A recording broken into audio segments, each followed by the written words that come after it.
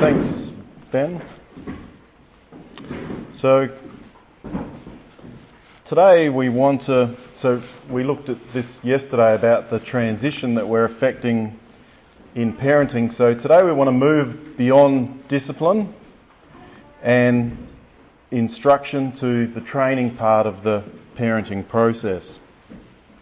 And remember, we said yesterday that the goal of our training is a good conscience. So, you're developing your child's moral compass so they've got guidance as to how to act in situations where you're not there and where the Bible's not there to guide them. So you need to make their own personal boundaries clear to them. And if you put something in their heart, there's something there in their heart, they can then respond to that. But if you've placed nothing in their heart, then there's nothing there to prompt them. So the thing I really want to get through about training is that we're not instructing our children to a list of rules and then chastising them when they break them. We want to actually go beyond having rules and train our children in God's principles. So we want our children to be motivated by a love of virtue rather than a fear of reproof. So the principles that are in our heart, we teach into their heart. And so we often, with our young children, we need to listen carefully and take notice of what's going on in their heart and teach into it.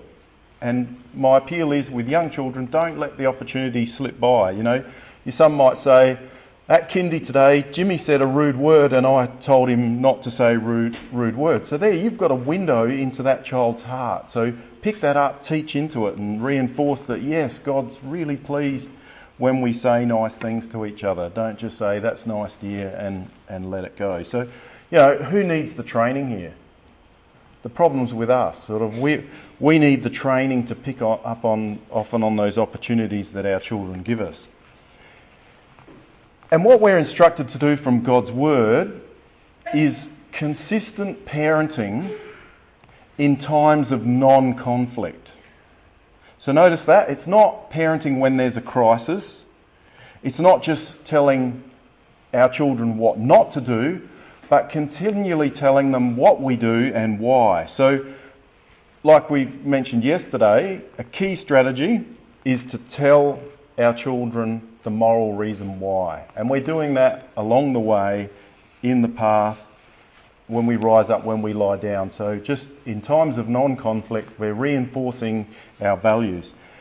And so, this idea of giving children moral reason why as they get older, an example is at playgroup, don't just say it's time to pack away the toys. You can give them a bit more information and say, we need to pack the toys away now so that when the next time children come to playgroup, they'll know where to find them. And sometimes we can confuse the result with the process. We can think it's important to put the toy in the box and leave our child out of the equation. So for example, our child might kick up a fuss about putting that toy away. So mum lets them keep playing, and when the child's distracted with something else, they'll sneak the toy away and get it in the box. Well, you've put the toy away, but from your child's eyes, they haven't learnt that what they've actually learnt is that they don't have to follow instructions like everyone else. They don't have to think of others. They can be selfish, and you'll just work around that selfishness. You're making them wise in their own eyes when we fall to that kind of trap. So what I'm suggesting is that we use the tasks that we need to accomplish as opportunities. So same with dads on Saturday mornings. We need to try to have patience and involve our children, holding the nails or passing up the screwdriver. Sure, the job takes a lot longer, but teaching our children is actually more important than the job at hand. And the reason we're training to principles is that if we just use rules, how do we allow for exceptions? For example, we might say to our kids, don't ever run in the hall. But on games night, they can run inside the hall. Or what if there's an emergency and someone needs to run for the first aid kit and someone asks your child to get it? Are you going to expect them to walk? So instead of a rule, always give a reason. So have a look at this, for example.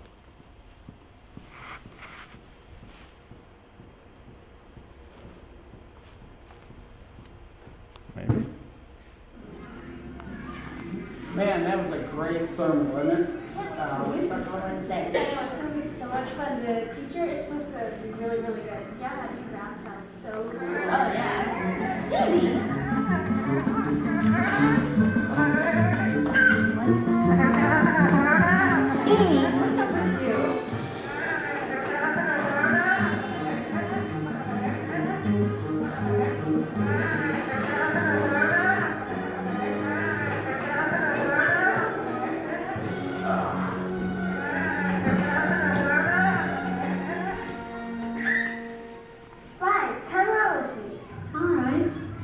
No, Ryan, we're not going to run on the patio.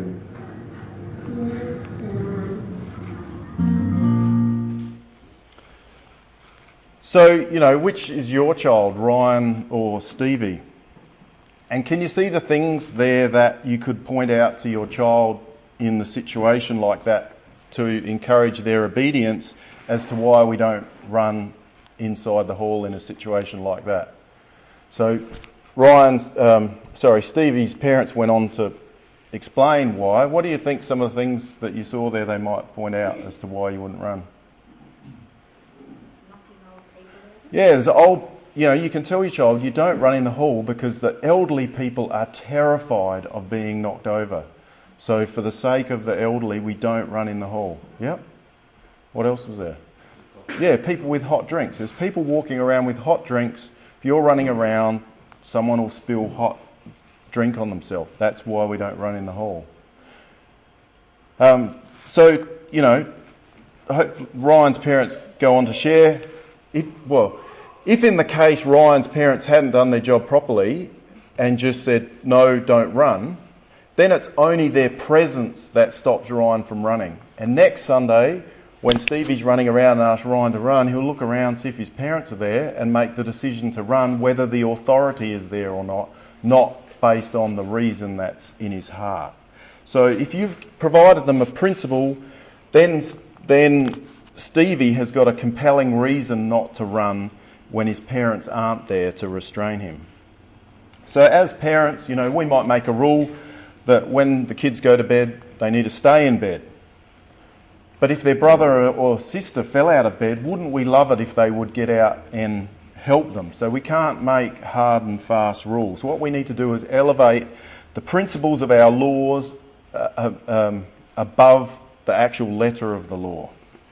Let them know the principles we live by rather than a series of rules we follow blindly. So our children aren't robots assimilating commands that we're trying to program. We're trying to reach their heart. So when a child's small, like we saw yesterday with the discipline process, they're not going to understand complex reasons. So you've been given the God-given authority to say, because mum or dad said so, that's why I want you to do this. But when they get older, that should be less and less of what you say. You actually should give them a reason from your heart. And the challenge is it needs to be in our heart. See that there in verse 6? So it has to be in our heart before we pass it on. So sometimes we actually have to stop and perhaps have some discussions as to why we expect the behaviours that we do. And so we need to have that confidence that we can give an answer, a reason to our children for our behaviours.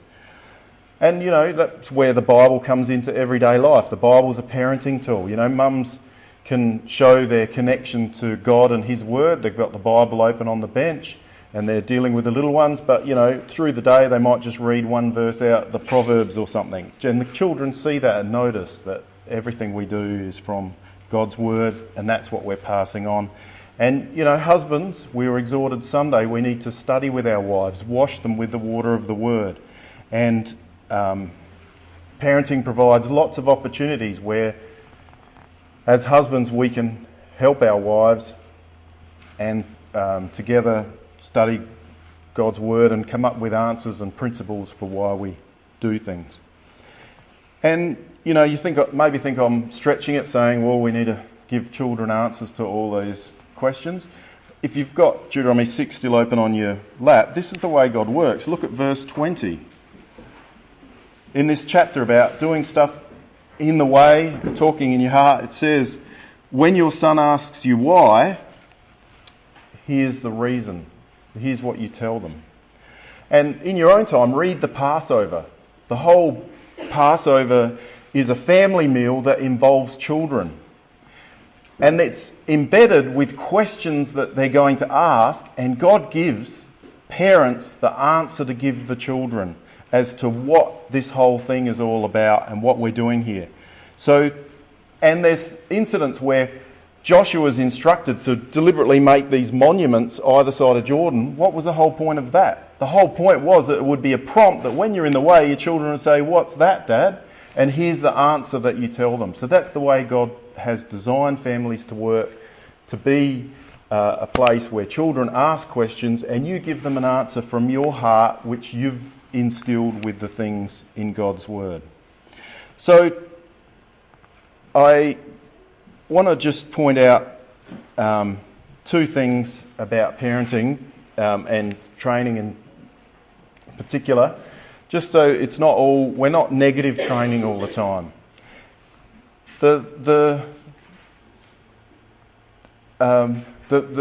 Like, we can have the perspective that, wow, this is, you know, I'm going to make the children's life a misery, I'm picking them up on everything. Where's the fun for our kids in parenting if I'm dealing with telling them off all the time and what they should be doing? The thing about parenting is, I think the biggest determinant is our expectations as parents in terms of the outcome with our children. If we don't place any demands on our children's behaviour, then they won't give us anything. And I've heard it said, "Oh, children of today are so different." And then, you know what? That's absolute rubbish. Genetics hasn't changed. Children are still children.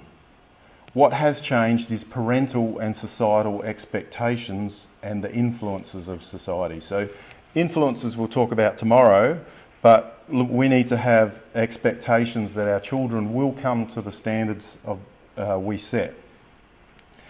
And so what I'm trying to highlight is our expectations of their moral behaviour.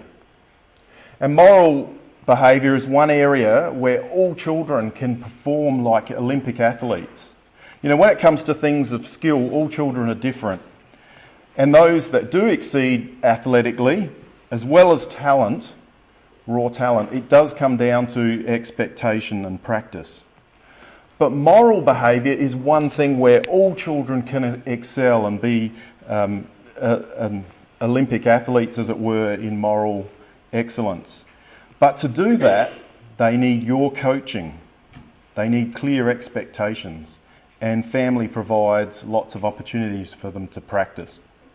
But if you don't pick up on their behaviour like a diligent coach in order to help them improve, if you can't be bothered correcting every little thing because it's exhausting, hard work, and you're not consistent, and so there's times when you'd just like to switch off and take it easy, well, the results are going to bear that out.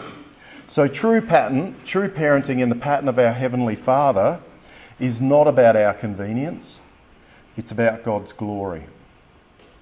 Remember Hebrews 12 that we looked at yesterday. We're not disciplining for our pleasure and convenience, but we're kingdom's families trying to raise God's children. And I've also heard it said that if I spend all day disciplining and correcting and telling off my young child, it's just a totally negative experience. Well, you know, I could say the same thing about gardening. I don't like gardening because it's really negative. Think of all that cutting and hacking off things and pulling stuff out. I mean, I just want everything to grow and flourish. Well, you know, tearing out weeds is violent and negative and it might scare the other plants, but I want to provide an opportunity in my garden for good things to grow. And what do you think the result would be of just stepping back and letting everything grow and flourish? Big teenage weeds that are really hard to remove, and lots of overgrown behaviours that are really, really hard to correct. So my appeal is not to confuse the process that we're going through of training and disciplining with the outcome that we're wanting at the end of it. So just because the process has some negatives and some inconveniences for us, it doesn't mean that the end result is negative. In fact, the outcome's the exact opposite, just like in a garden. And you maybe think I'm stretching the analogy here with gardening, but what about a scriptural example? Just if you've got a moment, turn up 1 Corinthians 13. Now, we know this section as a beautiful description of love. You know, hands up anyone who thinks 1 Corinthians 13 is a negative chapter in the Bible. No? All right, so we're all on the same page that 1 Corinthians 13 is not going to create an environment of distrust and conflict, okay? Well, I'm going to give you, while you read down the page, I'm going to give you the parents' paraphrase of Paul's words about love. And you look at the verses and see if you think I'm correct and you agree with what I'm saying. So here's Paul's, the parents' paraphrase of 1 Corinthians 13. Be patient. Be kind. Don't be envious. Don't be self-important. Don't be proud and puffed up. Don't be unseemly. Don't be selfish. Don't be easily provoked. Don't think about evil. Don't rejoice in iniquity. Rejoice in the truth. Bear up. Believe. Hope. Endure. There's a lot of don'ts in there, isn't there, for such a positive chapter. Don't do this, don't do that, do this, do this. Sounds an awful lot like parenting day to day, doesn't it? So what's the point? The point is the same one from our reading yesterday in Hebrews 12:11, that no chastening for the moment seems to be joyous, but grievous. Nevertheless, afterward it yields the peaceable fruit of righteousness to them that are exercised thereby. So we're not just training for the sake of it, for our pleasure. Never forget we're training for godliness, and that godliness bears fruit in our children's lives. So this idea of bearing fruit is something that we used to use in summarising, 20 weeks of parenting classes. All the behaviours that you try to encourage in your children, you can line them up under one of the categories of the fruit of the Spirit. So by stopping bad behaviour, you're pulling out a weed that can then allow the counterpoint to grow and flourish. And so we're talking about love, joy, peace, long-suffering and gentleness. So in your notes, actually on page 42, I included one summary from the end of one parenting class just to give you an idea of how the various ideas and strategies we looked at over 20 weeks we could group into those fruits of the Spirit that produces those outcomes by those methods. So our aim is to produce principles, and our key training strategy is to define and reinforce boundaries. So having boundaries comes back to the foundation principle we talked about on Sunday, that children are a welcome addition to the family and the family does not revolve around them. And, Lisa used to deal with many parents and children in daycare when she was doing family daycare, and she's seen firsthand how insecure and unhappy children can be when they're put in the driver's seat of the family and the parents do everything the child wishes. And think of it literally like that. A young child in the driver's seat of the car, and they're driving and they don't know the rules of the road. They can't read the stop signs. How terrifying is that to the child? How insecure must they feel? And when they push to find the brakes, they can't find them. Because in their family, when they push to find a nice secure boundary, they don't find one. Whenever they kick up a fuss or make a demand about what they want to do, their parents just trying to find a way to accommodate it, thinking that they're being good parents, but they're actually creating a very insecure child. Because, nothing's fixed, everything's negotiable. The child's seemingly in control, but to the child, everything's out of control because they don't know the rules and they're really insecure.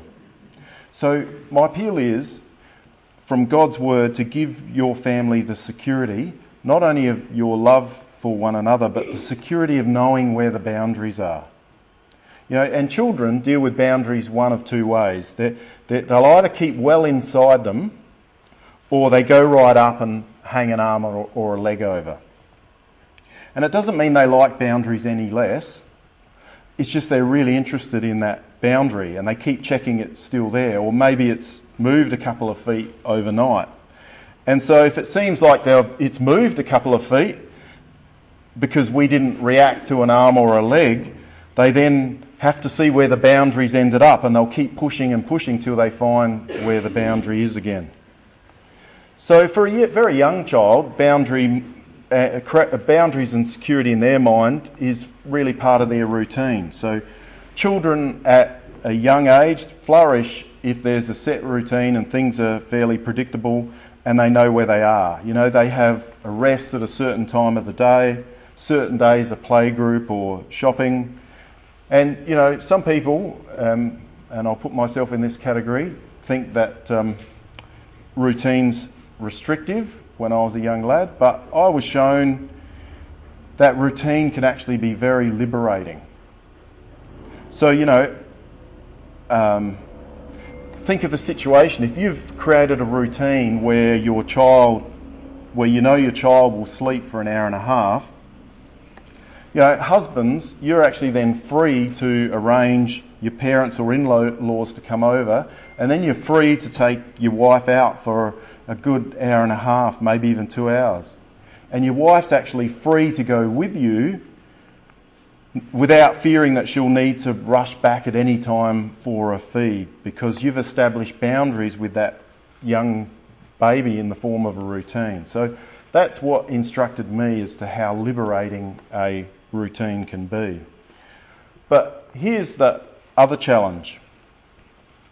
And that is that we as adults understand what family is. After all, we formed a family when we got married.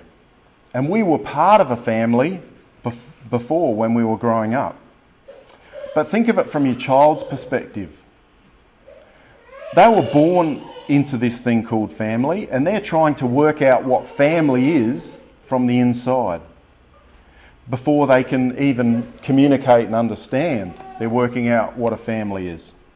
So when I talk about boundaries, I'm asking, where's the visible boundary of your family? And how do you show to your child that boundary that's just born within it? And it's interesting to think about, because when a baby's born, the boundaries are really close and small, and you're providing nurture and care and protection. But as your children grow, those boundaries expand. The things that you do together when you have teenagers would probably be potentially unsafe and crazy with a baby. But also the children's sense of responsibility grows, so those boundaries expand. So for example, there's an age where you might let them walk or ride to school. But what you want is that definition of family, that boundary, to go with your children wherever they are, and so that they would always do things that your family stands for, that they always have within them the confidence and the sense of family support with whatever they're doing. So you want your children to grow up empowered by their sense of family. So thinking about expanding the boundaries of family as they grow, what about the choices that we let our children make and the range of choices we give them? As a society, we're addicted to choice, and it doesn't really make us happy. In fact, so many choices make a lot of people more unhappy, because how do you know which is better? Is the choice, now that you've bought it, the best one, or Like, is there actually a better one you should have bought? But we get suckered into this idea that we're being good parents if we allow for choices, especially mums. You feel like you're being a good mum if you work hard and give your children lots of choices. And I think you are working hard. You're working far harder, I think, than sometimes you need to. But there's a danger that the principle that you're inadvertently teaching them might be wrong if that child's not ready for those choices. So just like the boundaries expand, we need to be mindful of our choices. And so I think there's a balance between a freedom of choice and a level of responsibility. So like boundaries expand when our children get older, so does their level of responsibility. And so along with that level of responsibility, it's important that they gain personal freedoms to reinforce their responsibility. So, you might think you're doing a really good job as a parent to develop their tastes and allowing them expression at a very young age. But remember, we said yesterday, children don't see things the same way parents do. And we talked that children learn by doing the behaviour first, and then the pattern of behaviour and the neurons are developed following it, where we have the cognition to think first and then act. So I'll just give you an example of what I'm talking about in the fact that children see things differently when it comes to choices. Sorry.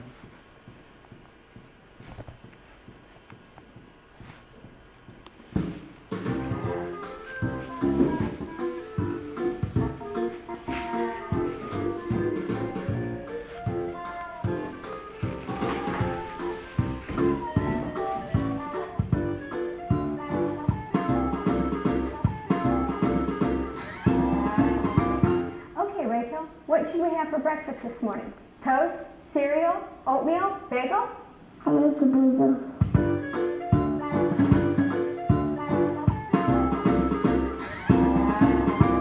Would you like cream cheese or jelly? Cream cheese.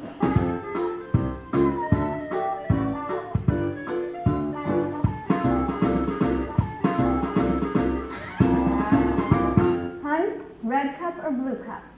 Would you like a please? Orange juice or apple juice? Orange juice. You know what, hun? I thought I told you to put on the other outfit. I thought this one would look better.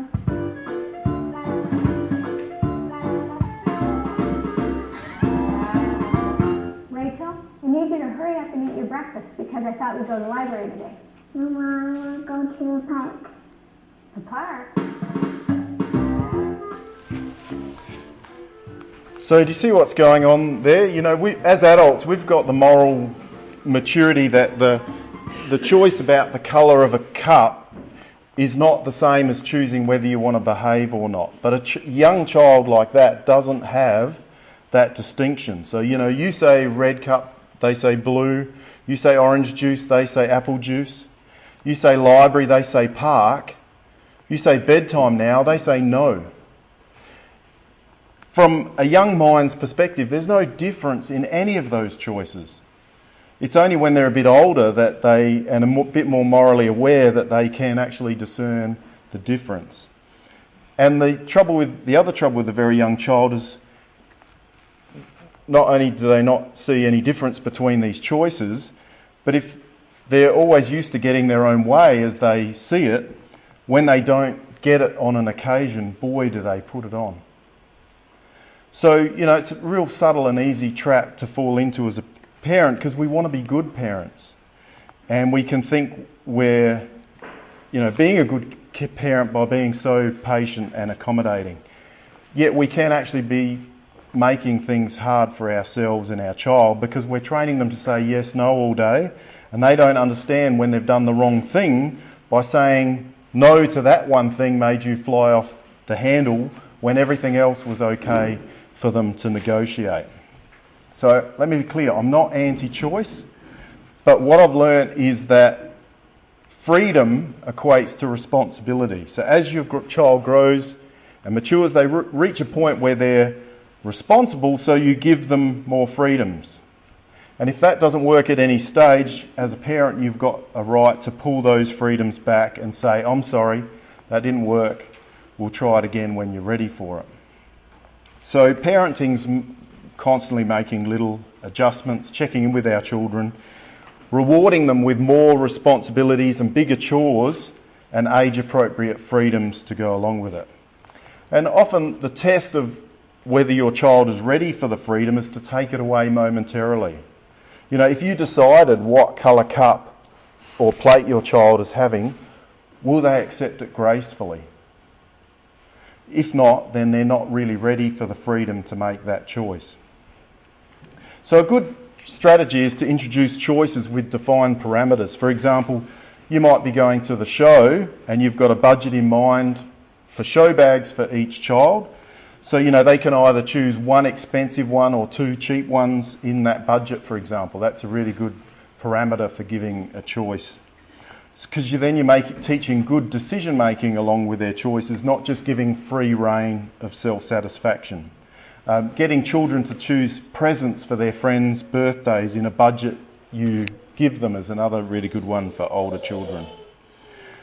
And so we went over the principle of obedience in detail yesterday, showing that it's mandated by parents to teach, but it's also a scriptural imperative to teach honesty and respect, because it holds out a similar promise to obedience. In Psalm 15, who's going to dwell in the holy hill of the Lord, in the kingdom?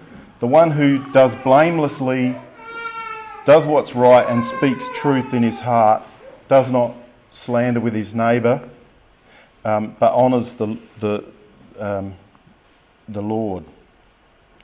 So we have a scriptural obligation to train our children in many areas, not just obedience and honesty. And I don't have time to deal with them all, but hopefully they're pretty straightforward biblical principles. But in regard to respect, we're told, for example, that God puts rulers in authority for our safety. And so how do our children hear us talking about those rulers? Is it respectfully? And how do they hear us talking about policemen, for example? And remember, it's our example that teaches the most. So do we teach our children to respect those in authority, or do we undermine those in authority? If we disagree with what a teacher's doing at school, do we run them down in front of our children, or should we take it up with the teacher privately? Respect for nature is appreciating God's creation, and we need to be good stewards of it, not destructive. And respect of peers is about getting along and respecting other people's property, and it's really about children understanding it's the people behind our actions that's important, not just the task that we give them at hand. So here's a couple of other catch-all quotes for passing on the moral reason why, about not being rude because love is not rude, halfway down there. And being courteous to everyone, and that includes their brothers and sisters in the family. We're courteous to all people in Titus. But respect for elders and others is really important because that's directly from God. Leviticus 19 at the top there, in the same way that God stamps himself into the command about respecting parents, he does the same with elders. So be big on it. It's not a little thing. It's from God. It's something that we should be instructing our children in. And it starts out when they're toddlers, Don't touch those books. They're Daddy's books. Where are Henry's books? And they learn that their own possessions need taking care of as well. We let your children have their own special possessions that they treasure and only have trusted friends to play with. That's okay. They're understanding that some things are precious to them, and likewise some things are precious to others. But always have some toys in the cupboard that are share toys for everyone, like they're not an individual child's, so that when friends come over, everyone can play with those. And I don't know how you do it in your family, but to help with sharing, we would always make the child's birthday their day and they got those presents.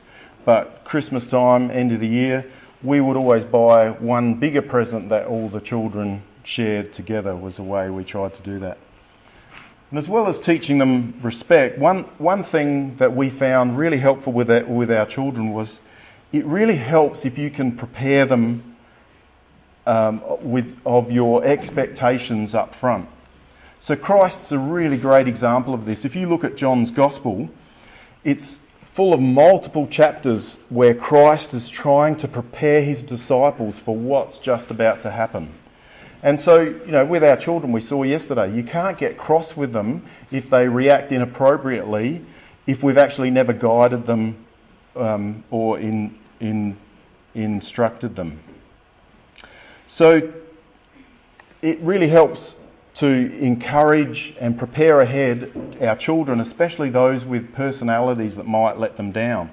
So, a shy child on the way to the meeting, you're talking about shaking the doorman's hand and saying hello to prepare them before they walk into the hall.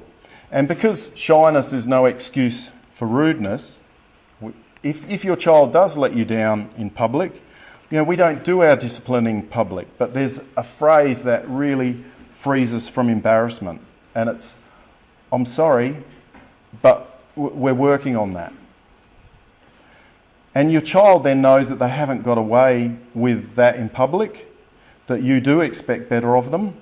And any adults, all of a sudden really understanding when you acknowledge that we're working on that with our children. And so preparation, you can brush your daughter's hair and have a conversation and say, people are going to comment on you and say that you're pretty in this dress. What are you going to say? Let's try. "You look pretty in that dress, Robin," and then get them to practice an appropriate response. And you can role play in the way. So we're parenting in the way. We're going to Uncle Tom and Auntie Wendy's home, and remember there's James and Jemima. So what are you going to say at the end of the meal? So you're preparing the children ahead of time for your expectations. And role playing is a really good way to introduce a number of behaviours for your young children. And as your children grow and you introduce new expectations of behaviour as they become more responsible, you can role play. So the first thing you role play is first time obedience, getting them to say yes mummy and yes daddy, and then get them to practice that response before you introduce it as a requirement. Now we're talking about training in godliness. Why are we tying everything back to that? Well, one of the reasons that God created families was to show his glory. So think of these quotes here in Matthew 5 and in 1 Peter 2. God wants us to draw other people to him. And this is another way in which a mother's work is a work of salvation. Remember we saw that the other day in Timothy. But think of the mother who's out in public with respectful and obedient children. They're not a testament to your parenting skills, but a testament to God's principles. And people do take notice, they observe. So we always want to share that the results of that what they see are just plain Bible principles. It's nothing special. And then that might provide an opportunity for things to open up where some people might be then more receptive because they can actually see a tangible demonstration of godly order and peace and authority and love in your family. And Peter says that there's going to be people who've seen what you do, but it actually doesn't click into place for them until the day of salvation. And when Christ comes, they'll remember you and your example with your children. So that's another way that parenting's a lasting work for the kingdom. Because the kingdom remembers about all those little families that have shown God's glory being joined in one big family. Because remember, in Abraham, all families of the earth will be blessed. And some of that blessing is by people recognising that they've actually seen the message that God is preaching in your families now. So, encourage your children to look out for others, developing an outward-looking attitude.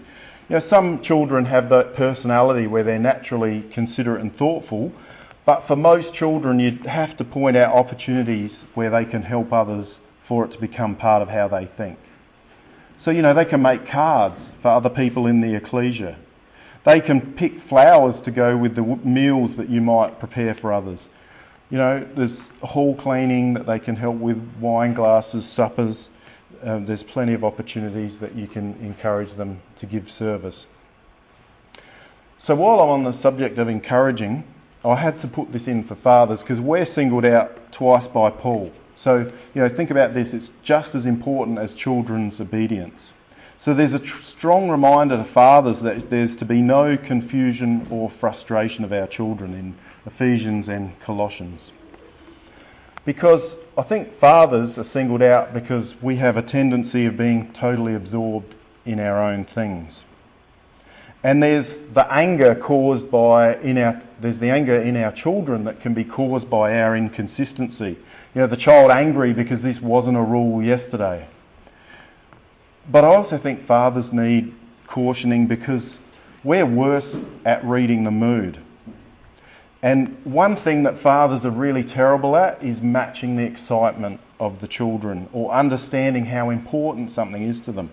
So, when they come in running inside with the bird's nest that they found, rather than getting concerned about the sticks or fleas they're trailing on the table, we need to learn to resonate and match them emotionally. They're so excited about this thing they've found that they just want to share it with you. And we can deflate things with our default reaction without meaning to. So we be encouraging and let's find something to put it in. And we talk along the way about look at how God created that mother and father bird to make this nest for their children. Now, we talked about energy levels yesterday, and when it has really built up, allowing it to dissipate rather than demanding it to be instantly cut off by giving a 5-minute warning.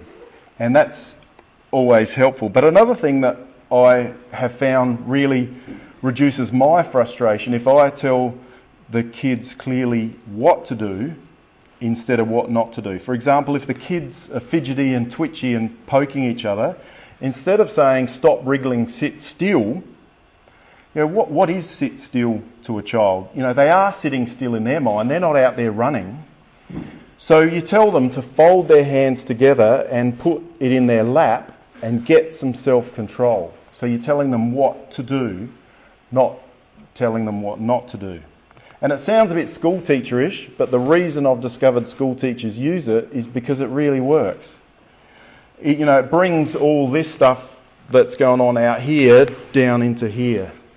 And, if a child's having trouble holding it together emotionally, telling them to put their hands in their lap and get it together can really help bring the emotional control back together. So, dads, as well as abstract commands, we often fall into the trap of giving negative commands. So, try always put things in the positive. So instead of saying, don't spill that, say, see how carefully you can carry that to the table. So you want to be seen as fair, encouraging and even-handed to your children. Because if you're not fair, your children will get frustrated, and children have a very strong innate sense of fairness. So we've found fairness a really good tool in parenting. And just as an aside, I'll throw this in about being fair. If children are arguing over something, you can get that timer out again and put 5 minutes on a timer. When it dings, it's the other person's turn to play with it. Because you see, it's not up to you anymore, it's up to this arbitrary timer over here.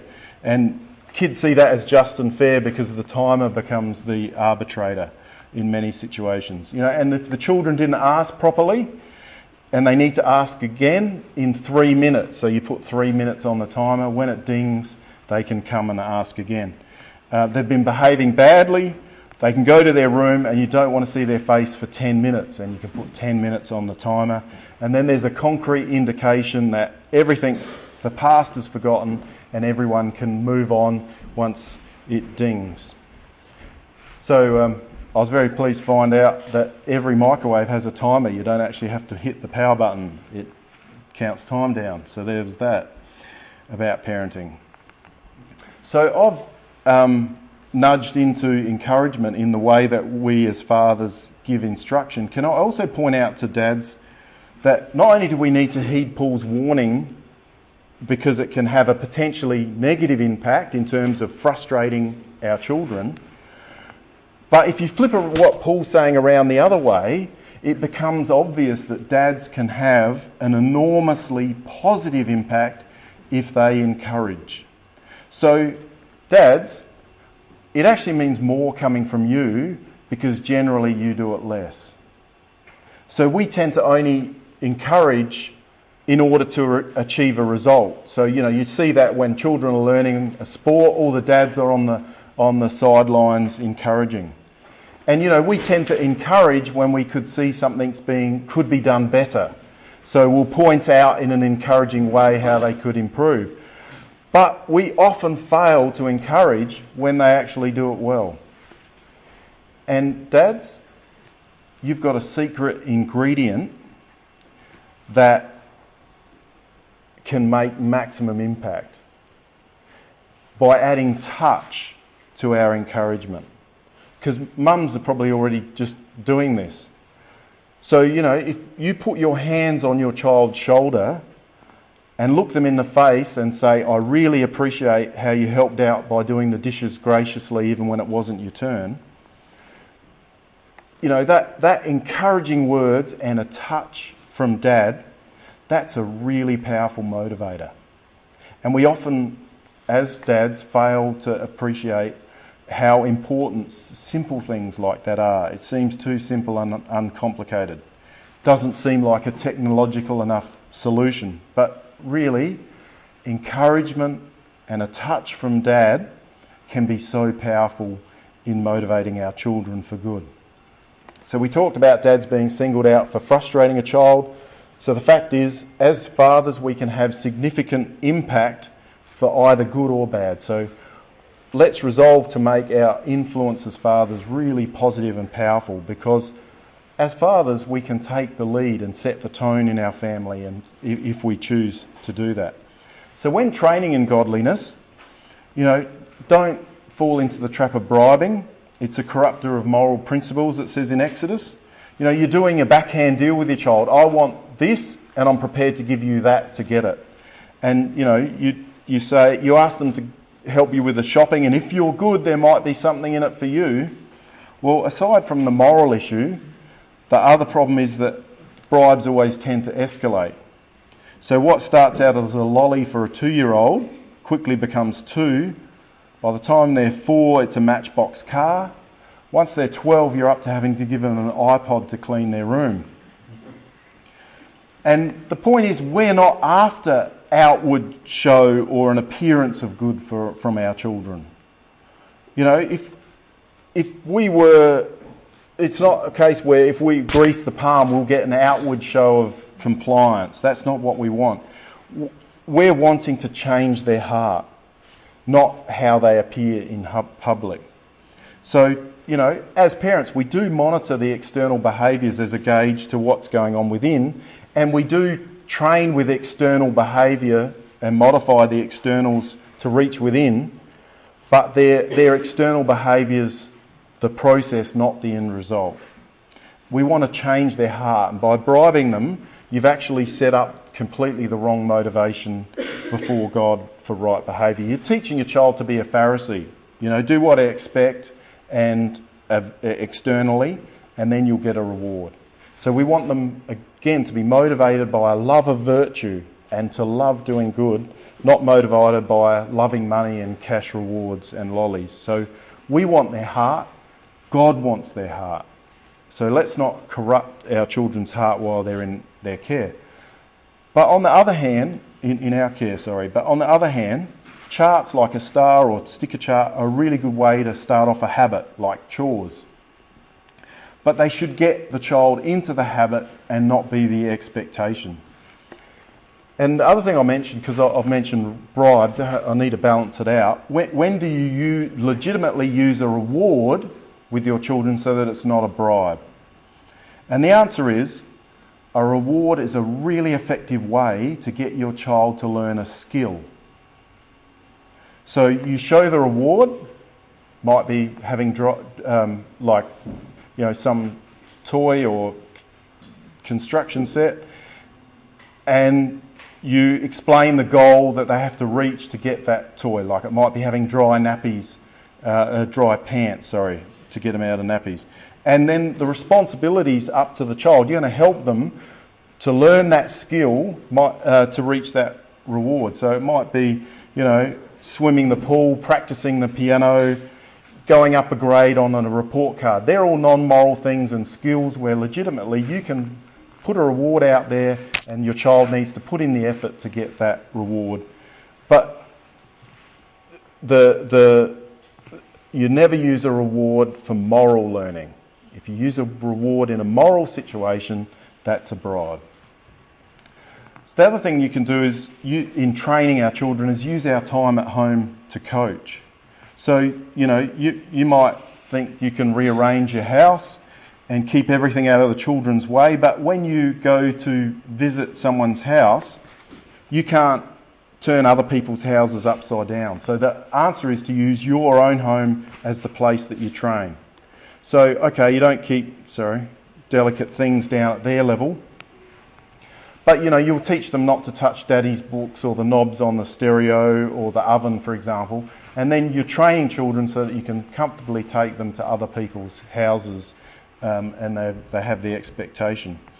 And the other thing with training is you're also training their cognitive development and skills. So allow plenty of time for creative play outdoors. It might actually mean some inconvenience, like having some old bed sheets and bits of wood that hang around and make the place feel like it's a bit of a mess. But this kind of free play is really crucial to a child's imagination and problem-solving abilities and creativity.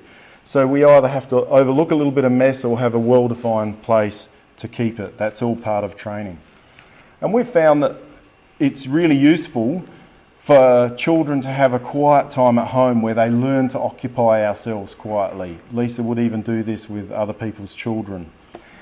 With really young children, it might be that they get put in a playpen for an hour, but with our older children, they'd just sit on the couch and read books for an hour while mum did the chores. So not only do you get things done and a bit of quiet and a break in the day, but things like when the children get to school or to the meeting, sitting still is not a foreign concept. They've actually you've trained and they've had an opportunity to practice quiet time skills. And here's a really big tip. If you need a break from your own children, that's probably an indication that maybe you're not doing it right. And it probably sounds really blunt when I say it matter of fact like that. But if your kids are really trying and difficult to be around, maybe there needs to be some changes and things need to change in order for what you want to do is actually have one of your goals that other people enjoy spending time with your children. So that's one of the reasons that we train our children at home, so they're enjoyable for us to be around because they do as they're asked generally, and that other people can enjoy our children too.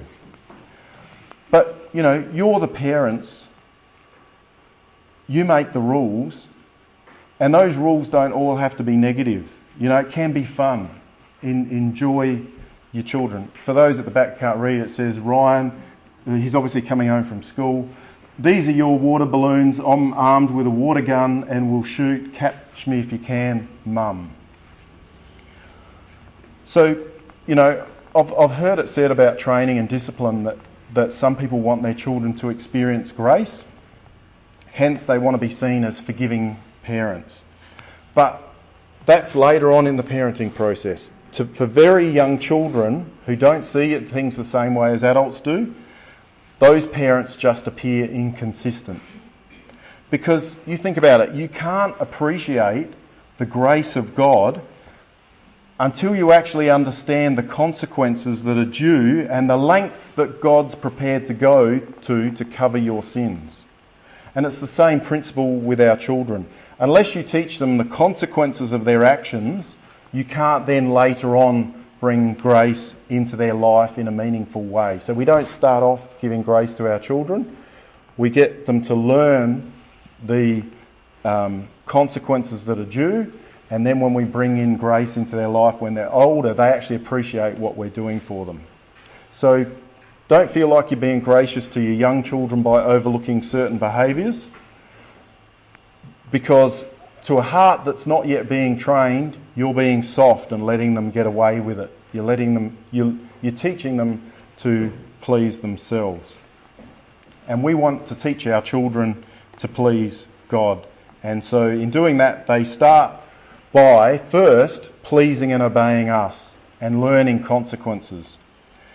And particularly make an effort to provide also positive consequences and encouragement. Look for things to praise, particularly specific behaviour. If their personality is letting them down in an area, look for behaviour and positive things. Hard work, diligence, neat and tidy appearance that you can praise them on.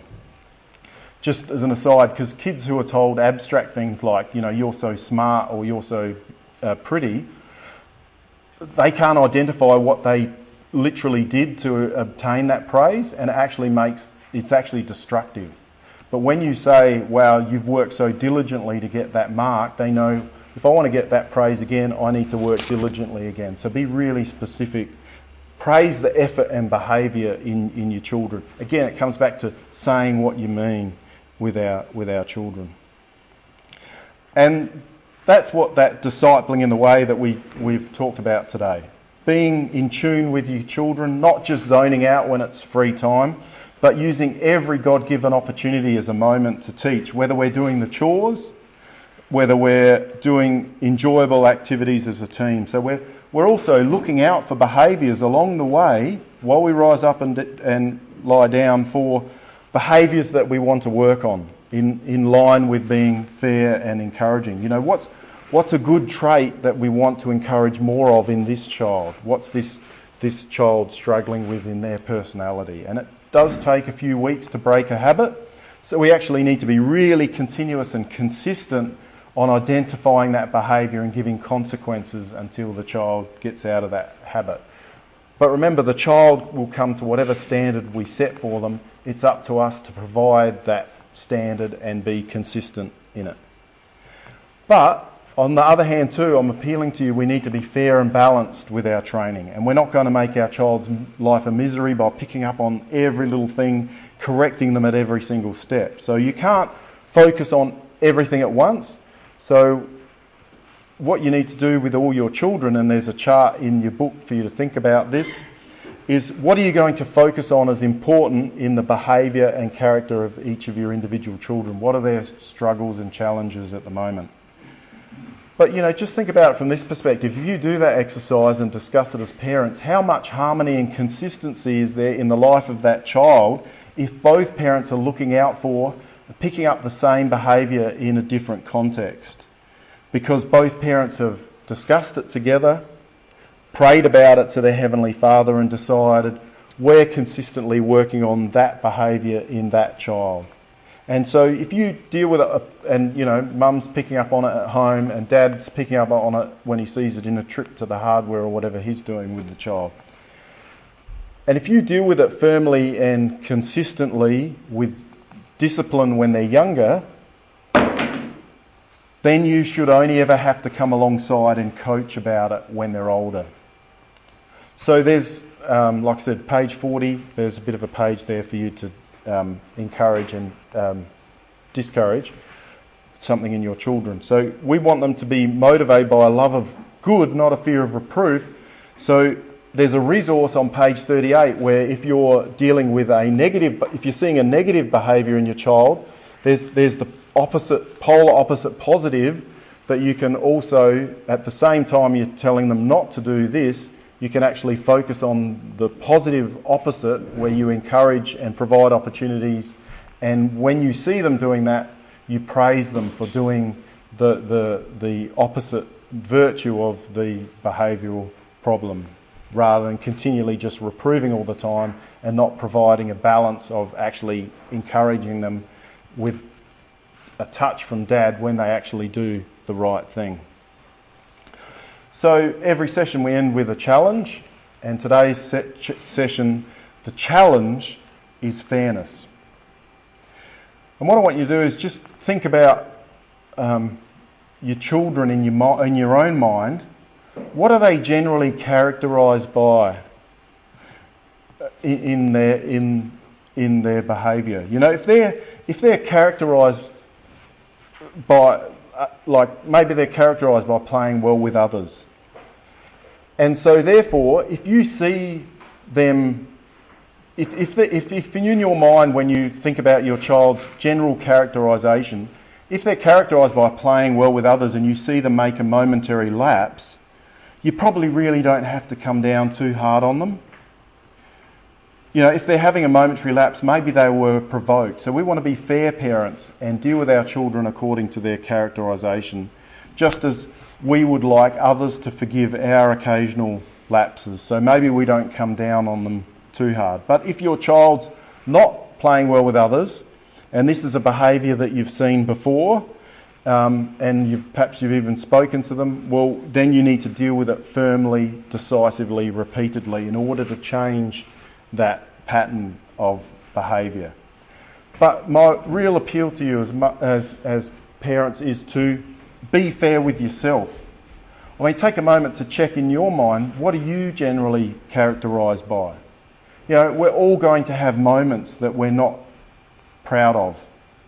But generally, what do the children see in your characterisation and example when they look at you? So yes, we come each Sunday because there are areas of improvement in our lives, but overall our example is godliness and love. So let's not beat ourselves up continually. The same way we want to be fair with the children, let's be fair with ourselves and our own characterisation, and the occasional lapses are not what the children are really going to see our character as. And I mentioned before, parenting's a process. We don't get instant results. There will be slip-ups, but don't let yesterday's failures intrude on today. Be fair with ourselves and our children, because we need to be parents like God, who we see here in Lamentations. His mercies are new every morning. So we want to make every day a fresh start with our children. And what I'm appealing to you is that even though our calling to be a parent like God is really high, and that we're not perfect in comparison to him, we shouldn't get down on ourselves for us, because we're called to be mature in Matthew 5. Just like God, who's fair and compassionate, gives rain on the just and the unjust. We're not yet complete. We're being made complete. So we've been given a family as part of God's process to complete us and to help us see things from God's point of view and perspective, and so that we as individuals can be more like God and show his character. Because Philippians tells us that making us complete is the work of Christ. So in the AV, why I've highlighted these verses is to say, be perfect as your Father in heaven's perfect. That's not what it's saying. It's saying that you just need to grow and mature. So God doesn't expect perfect parents. God's begun a good work in us, and through the families and spouses he's provided us, he's going to complete that work in his Son. So let's thank him for these blessings and these opportunities he's given us, and try to become more complete and more like him and his Son.